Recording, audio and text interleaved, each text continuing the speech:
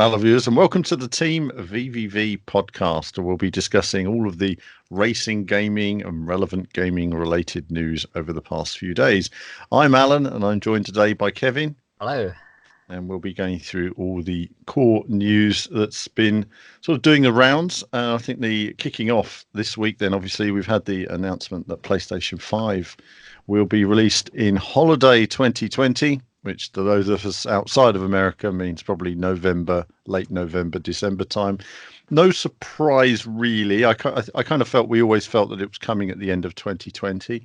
And of course, we had some of the specs earlier in the year, though I don't know how final those specs were.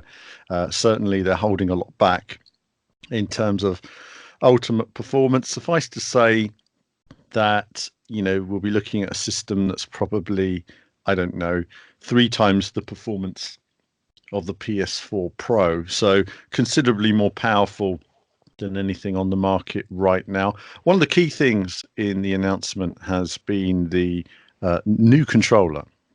The way the controller has a haptic feedback in terms of the senses and the vibrations it can provide for any different obstacle that you might interact with, and also resistance that can be applied to the triggers. I think that's interesting. Force feedback triggers on your controller. So it's a proper force feedback controller. The haptic response is a bit more like I kind of likened it to the tactile transducer that you see on the back of the TGT wheel, which it actually doesn't get talked about very often, but it really does add a massive amount of feedback to surface texture when driving in Gran Turismo. And apparently Gran Turismo is one of the key titles that's been involved in that. So they really have worked well in controller handling, and I think it's going to bring so much more. But also I think when we move to the world of VR, I think that having a controller that gives you a lot more feeling could be pretty shocking in VR, given the different circumstances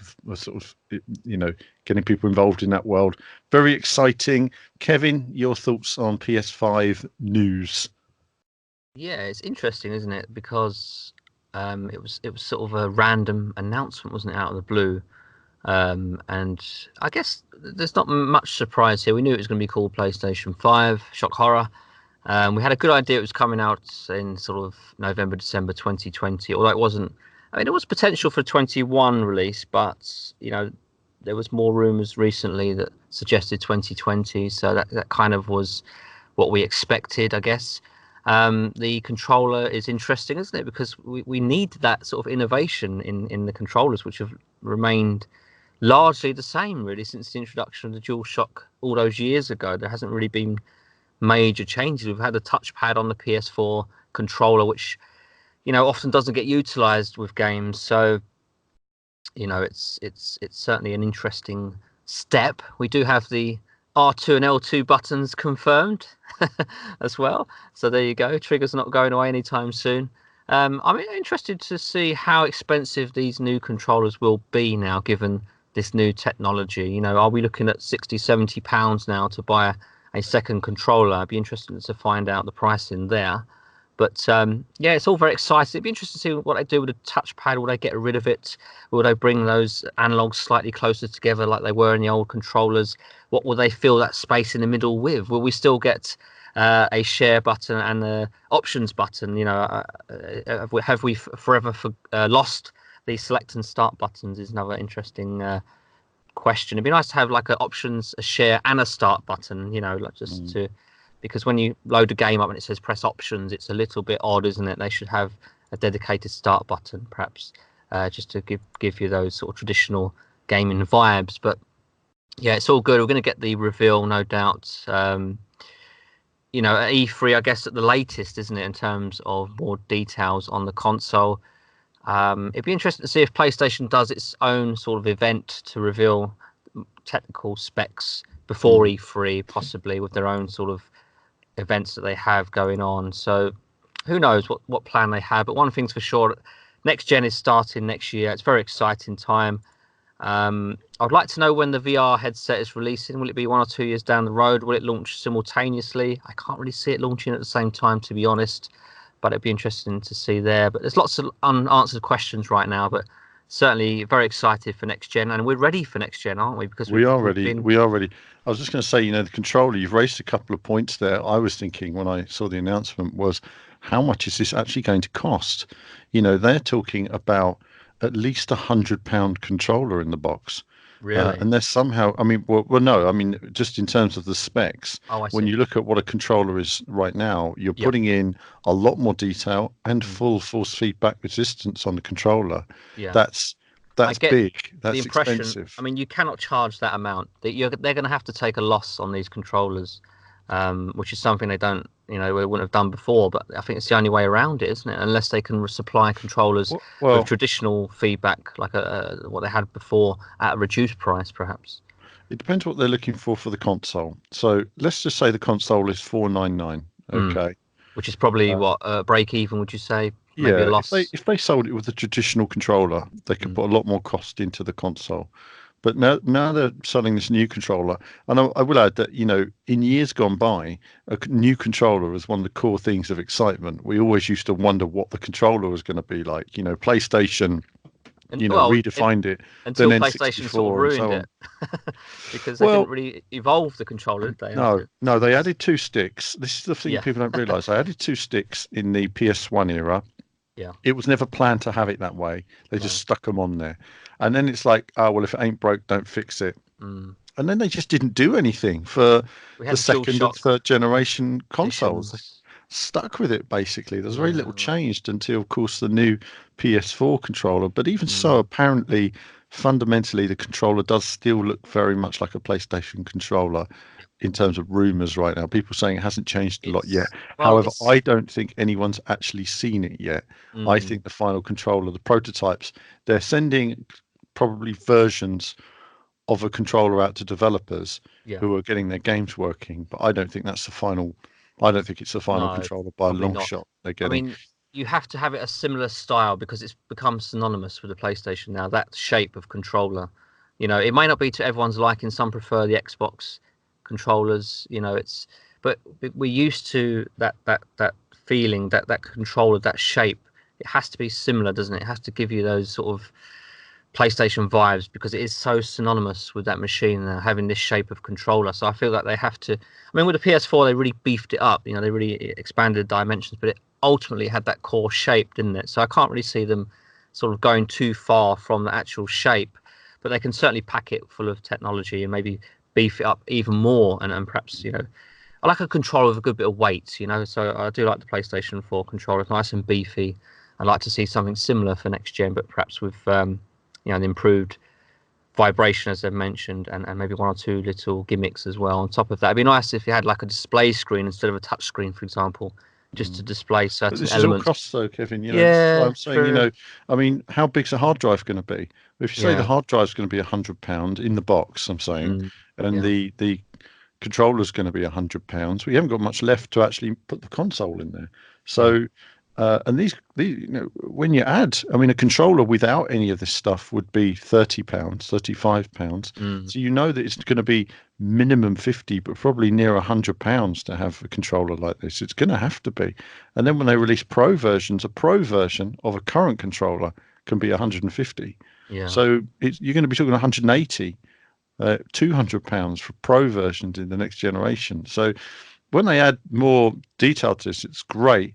But I'm really interested to see what they can do in terms of cost of the controller. It's a very technical piece of kit now, and it's vital to whatever experiences they want to provide on the format. So, very cool. We love new controllers. We're very excited, obviously, for it. And I think, like you say, down the line, well, I don't think we'll see anything of VR between now and 6 months after it's released. I think then we'll start to understand what the VR plan is. They really need to. I think it's going to be interesting to see how well it works with the current VR headset Yeah. and what upgrades or opportunity it provides. It'd be nice to see sort of a GT Sport update where Mm, you can run Gran Turismo Sport, the full game, on your current VR headset.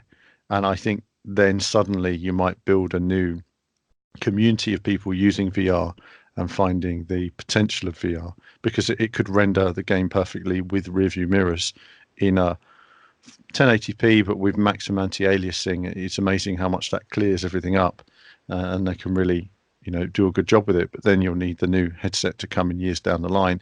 And I feel that Sony do want to make it sort of wireless tech, because the cables on the VR headset are a bit of a pain to set up. Yeah. It's one of the reasons why I don't use VR as much as I normally would, is because the cabling setup is actually quite cumbersome with the limited space I have. Yeah. So PS5, exciting that they're doing something new with the controller. Exciting that they've got a good idea on where they're going with the hardware, and exciting in the sense that our old game collections, in theory, are going to be upgraded significantly for these new formats. We're not just going to be saying goodbye to them. It should be a smoother transition, but man, do we need this, because it's, when you look at the amount of games that struggle to get 60 frames, when you look at what we want to have with weather and transitions and detailed landscapes and greater physics, it's going to enable all of those things in terms of game design. It's going to enable game design doors to open so much wider, much more memory for everybody to play with. I think in a way that I was disappointed with the PS4 and Xbox One, this hopefully will.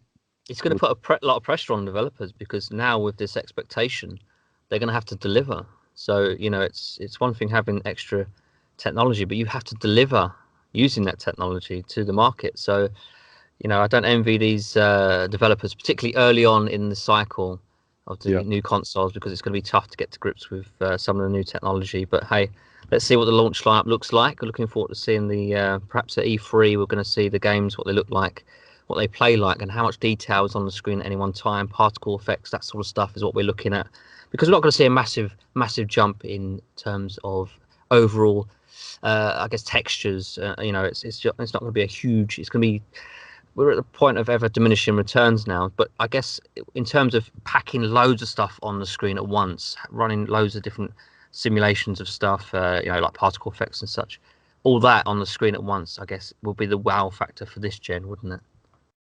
Yeah, I think, it just opens the floodgates. But like you say, developers will already be planning for the next gen now. Some of them will have already received dev kits. More will have received dev kits by the end of the year. Everyone will have a dev kit by the beginning of next year, or as far as all the major companies are concerned. And then the R&D departments will start to need to understand how to maximize the hardware, how to maximize their tools, what kind of resolutions and frame rates, what uses up the memory, how that memory is going to be allocated for different departments. There's a lot to sort out. There's also a lot to sort out in terms of design, how modular, how it's going to be fitted together, how they're going to work with their outsourcing.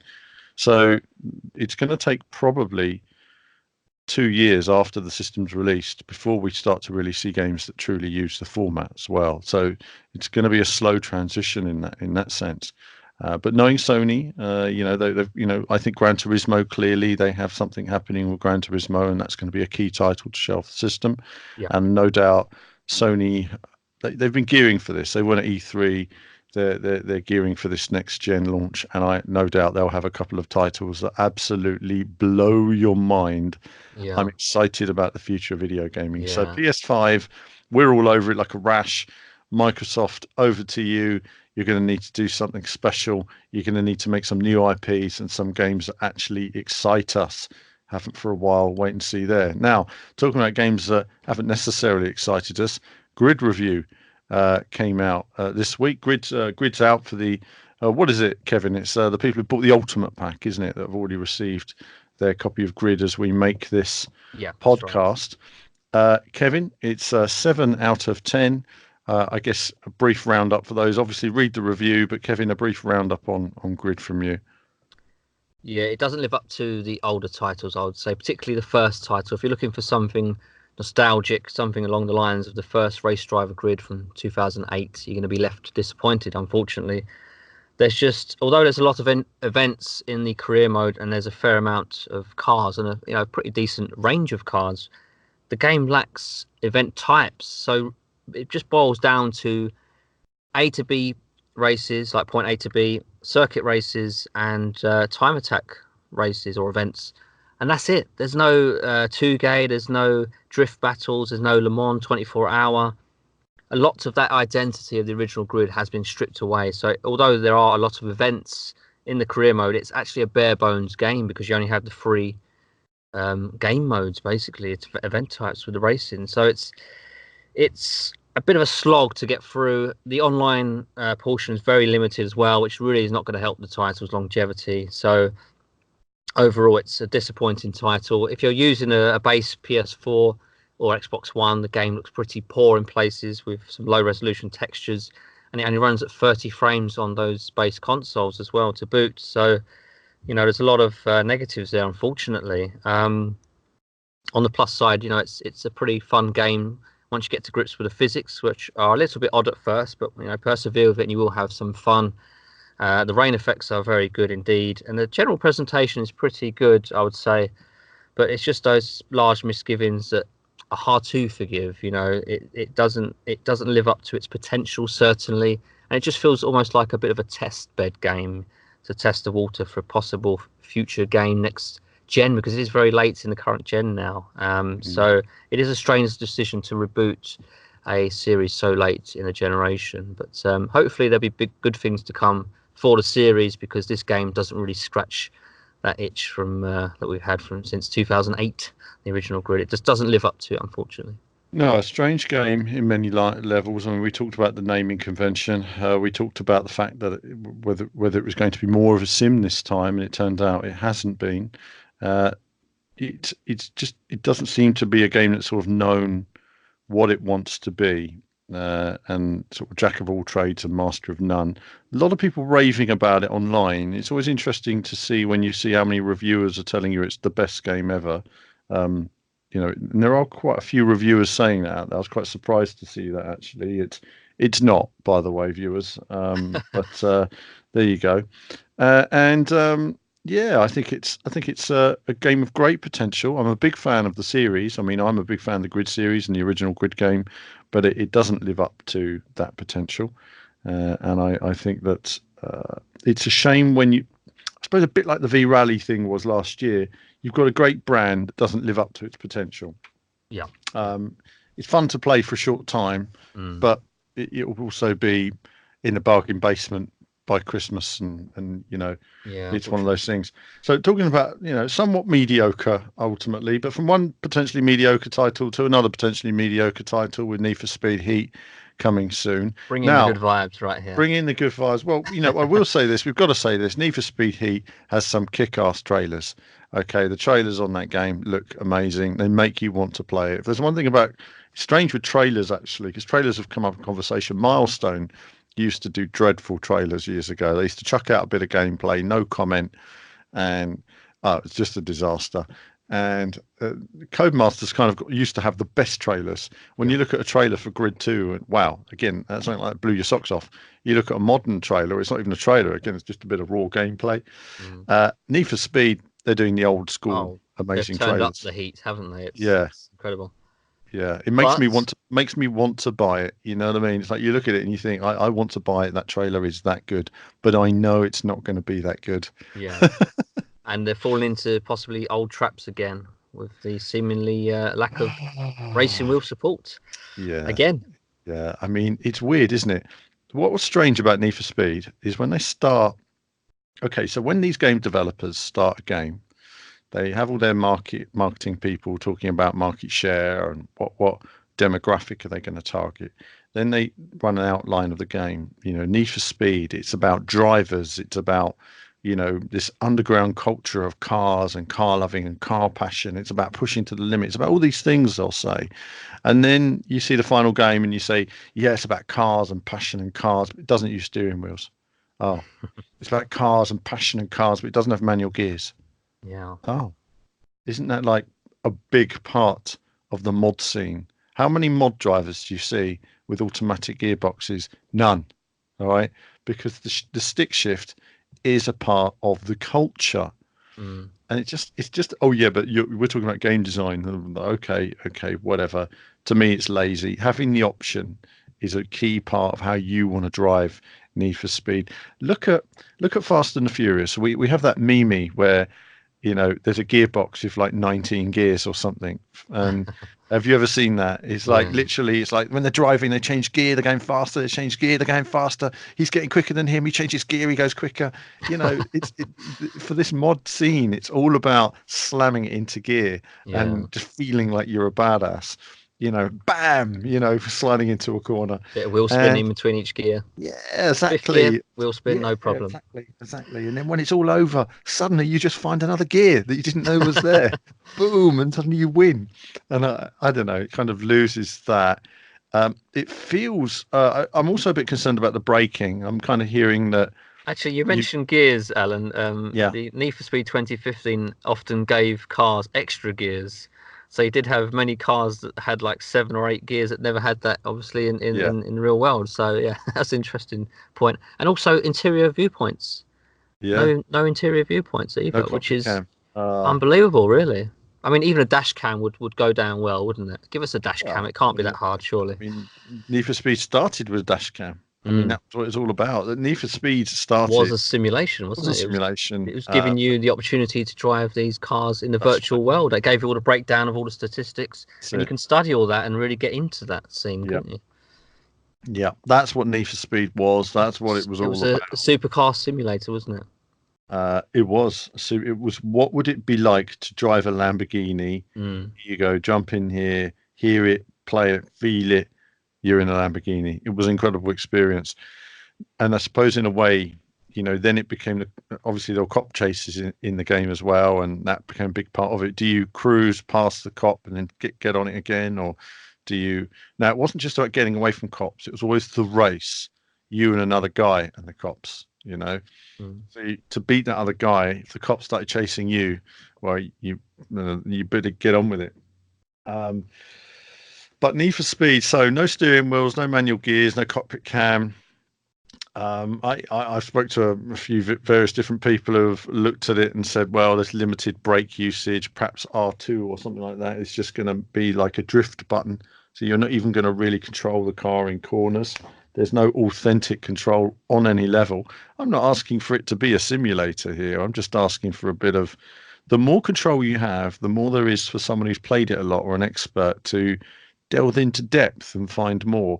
And then people say to me, "Oh, Alan, it's modding culture." Well, Need for Speed, people, I don't know why. I've always said that Need for Speed Underground 2 has this thing about it, this cultural thing about it, where people feel it was the best game ever, you know, Yeah. and they overlook that it wasn't that great, and it was completely broken online. You know, there was a lot wrong with it, but it tied into a Christmas that a lot of people enjoyed.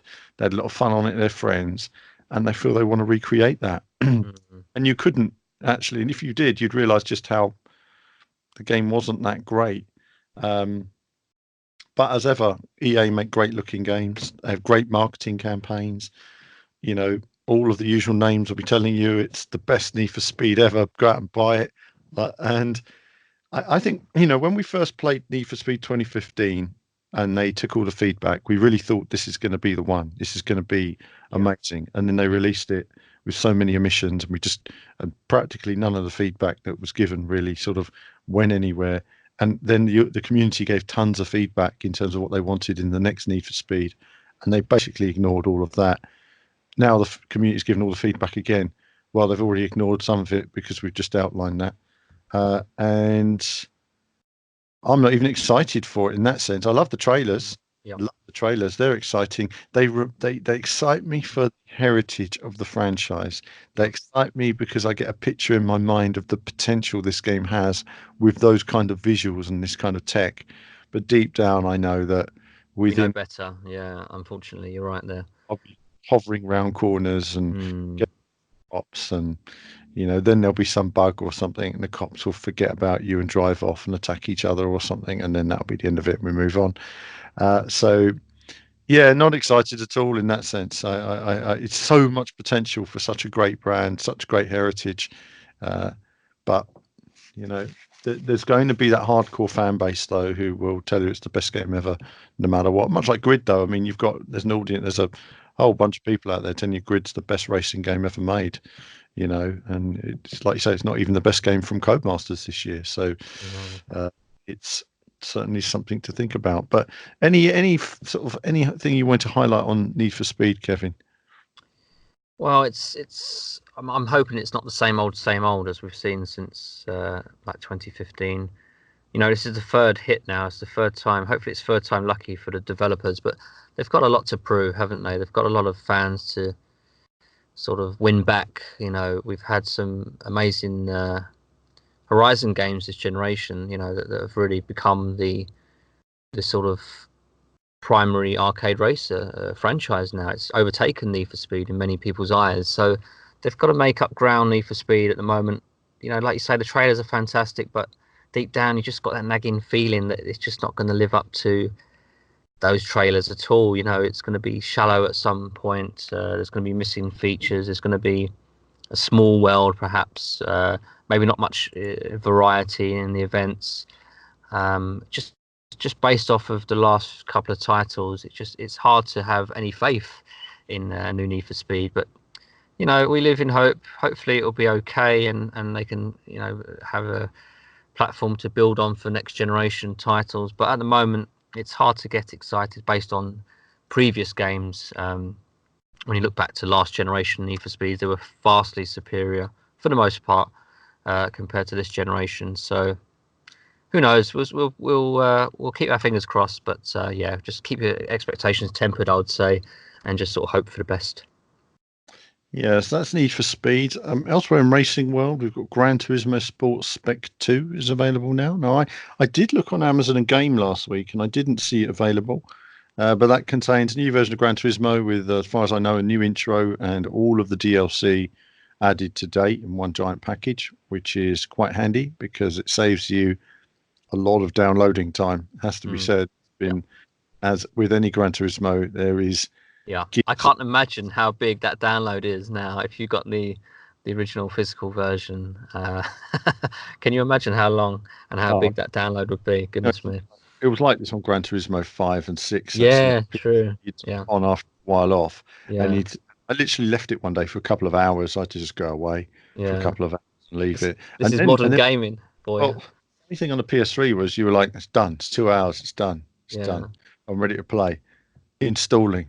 Oh my goodness. Walk away for another 2 hours. Installing for 2 hours. Whereas at least the PS4 installs simultaneously in the background while it's downloading sometimes. So it's removed that. But no, Spec 2 is available now. I've been away these past few days at WRC Esports. So I've been enjoying a bit of that. WRC Esports has been growing over the past few years. I will say this, firstly, the competitors were all outstanding. Their driving skills are outstanding. There are times when you just look at gamers playing games and when you know what they're doing, you understand their skill level. It just blows your mind. And Lohan, the winner this year, my goodness me, was he quick. I mean, he was just flying, absolutely flying. And I literally, in some cases, and I don't know how he does it. I mean, he was literally out of control, but in control. That's how fast he was driving, and I don't even know how you do it. So I know, but it's next level sort of stuff that he was doing. The proper alien driving there, but it was a good event. I think that the WRC Esports still have some way to go to catch up with, say, something like Formula One in terms of overall structure. I think they've got potential. It's a different type of esport in the way it's laid out.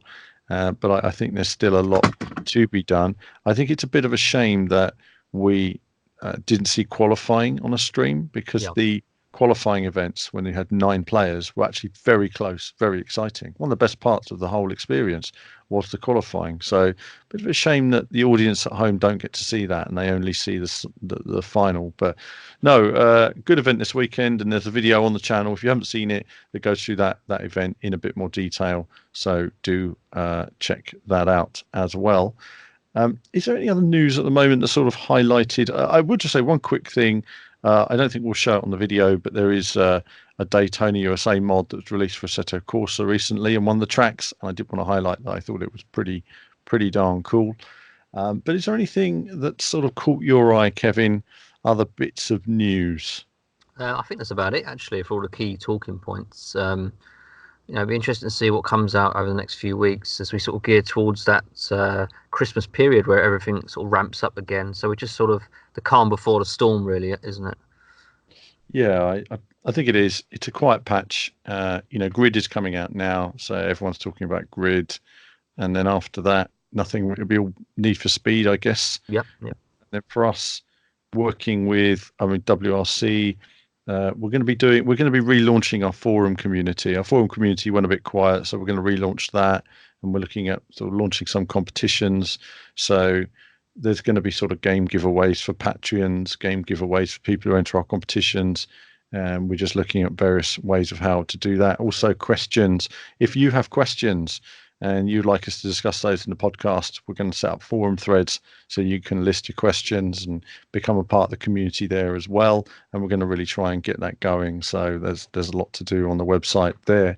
So for us, quite busy with bits and bobs we're doing behind the scenes. You've got a few reviews that you're going to be getting up over the next few weeks, Kevin, in terms of other games that have been released this year and catching up on those. I think, I'm quite keen to see what you make of the new MXGP 2019 game, to see how that's fared compared to previous years. But I think that's it for now. And viewers, thanks for tuning in today. Do like and subscribe. It supports what we do. Do support our Patreon if you like what we do as well. That supports us as well. And do jump on the forum and say hello. I will be making myself available much more on the Team VVV forum. And like you say, we will get that organised. So any support from you guys, even just saying hello on there and the odd bit of chat, is really helpful. And that's it from us for now. As ever, there'll be lots more news on the channel. I'll be getting into some regular streaming, getting there. It's taken a while, but we are getting there. And there'll be more from me and Kevin very soon. Hello viewers, well thanks for watching the video today. Do like and subscribe, it supports what we do. Do become a YouTube member. YouTube Patreon supports all of our content you see on the channel, and of course lots of gaming from retro to modern games. I love it all in terms of racing action. So click on one of the two videos just there to find out more.